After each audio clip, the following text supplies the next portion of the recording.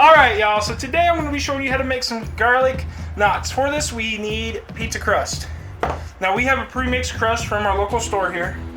You can use whatever you like for pizza crust. If you have your own recipe or you just want to get some from the store that's already mixed up. We have some yeast for our pizza crust. We have some butter. We have some minced garlic, dry parsley, dry basil, and dry garlic powder, and some Parmesan cheese. Now, the first thing we need to do is get our pie crust mixed up and ready to go. Alright, y'all, so we have our pizza mix in a bowl that's been greased so it doesn't stick once we mix it all together. We're going to set that to the side. We got half a cup of warm water here. Now, this is for our mix. You might have something different for your mix. Now, we have a teaspoon and a quarter of active dry yeast. We're going to go ahead, put that in the water. Once we have that in the water, we're going to go ahead and mix that up. Let this sit once you have it mixed up and get that yeast dissolved. Let this sit for about 30 seconds to a minute for that yeast to start activating. Alright, and now we're just going to go ahead, pour in our water and yeast into our bread mix. Now we're going to go ahead and mix this with our hands until we get a doughy consistency. Alright, y'all, so now we have our pie crust mixed up to a doughy consistency. We're going to go ahead and knead this for 10 to 15 minutes until you press it down and it pops right back up. That means you've activated the glutes. Now you don't want to over knead it, so we'll bring you back when that's done.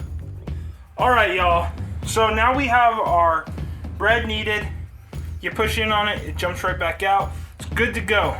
Now, what I forgot to say is for our dry powder, we used 1 3/4 cup of the pre-mix mixture. So now all we're gonna do is cover this and sit it in a warm spot to let it rise for about an hour. So we'll bring you back when that's ready. Alright, y'all, so now we have let this rise for about an hour. It didn't rise too terribly much, but that's alright, we'll roll with it.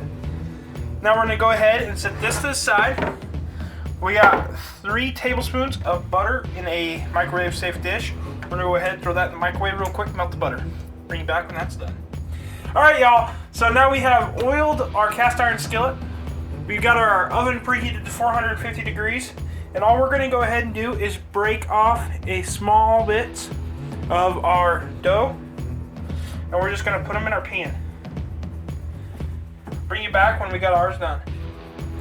Alright, y'all, so now that we have this done, we're going to go ahead, again, set those to the side. We got our butter ready. To our butter, we are going to add half a tablespoon garlic powder. We're also going to add a tablespoon of parsley, and we're going to add a tablespoon of basil. We're going to go ahead and mix that up.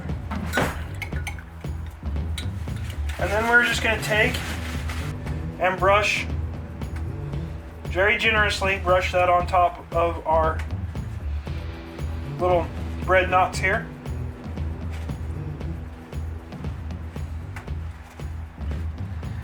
Now we're just going to go ahead and sit this on the oven for probably another 10 minutes to let them rise a little bit again.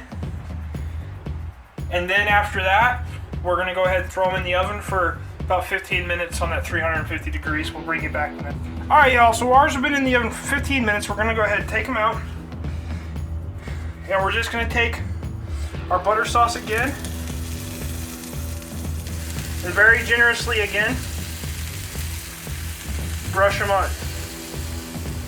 Alright, now that we got that done, we're going to go ahead and we're going to take our Parmesan cheese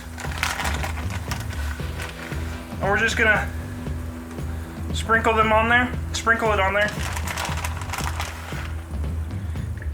And then we're just going to take a little bit of that chopped garlic, that wet garlic, and we're just going to don't want to be too generous with it, but we just want to get some fresh garlic on top. Now once we got that all said and done, we're going to go ahead and throw these back in the oven for another 5 minutes, and then they should be good to go. Alright, y'all, now that these are done and amazing little snackers, you can put them with whatever you want to put them. For us tonight, we're putting them with some steak, some mashed potatoes. It's going to be a good thing. You can have these as an appetizer for anything. You can make them a snack for anything. And also, we did a small amount because there's only a couple of us. Now, if there were more, I would have filled the pan because that butter sauce would have kept them from sticking together, where even if the pan was 100% full, they would have pulled apart. So this recipe is a general idea. You can ration it as much as you want or don't want. But if you like this video, want to see more like it, hit that like and subscribe button down below. And until next time, keep on cooking on.